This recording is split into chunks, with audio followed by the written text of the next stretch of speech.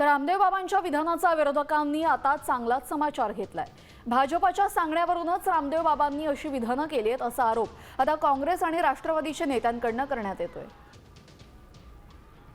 त्यांना पतंजलीचा दुसरे एखादी ऑर्डर चांगली मिळाली असेल सरकारकडून किंवा तुकाराम मुंडेंनी एफडीआयची कारवाई करू नये त्यांच्यावर अशी सुद्धा अपेक्षा असेल। मला वाटतं की बाबा जे आहेत हे फक्त व्यवसायासाठी बाबा झालेले आहेत, त्यांना बाबा म्हणू नये। त्यांनी फक्त सरकारचा पाठिंबा घेतला, जमिनी घेतल्या, नागपूर वगैरे याच्यामध्ये अल्पदरामध्ये जमिनी घेतल्या आणि व्यवसाय सुरू केले आणि व्यवसायामध्ये त्यांच्या असलेल्या प्रोडक्टला ज्यावेळेला चौकशी केली ते बोगस आहे म्हणून निघाले, तसं त्यांचं प्रोडक्ट बोगस आहे तसा हा बाबासुद्धा बोगस आहे। आता ह्या रामदेव बाबाला भीती आहे, भाजपाचं जर सरकार गेलं तर ह्या रामदेव बाबाची जागा तिहार तुरुंगामध्ये आहे। पतंजलीच्या नावाखाली यानं शासकीय जमिनी लाटलेल्या आहेत याची भीती बोलते। देवेंद्र फडणवीसांनी, अमित शहानी, नरेंद्र मोदींनी सांगितल्याशिवाय हा बोलणार नाही। देश का रामदेव बाबाच्या बापाचा आहे, या देशाचा सातबारा रामदेव बाबाच्या नावावर करून दिलाय।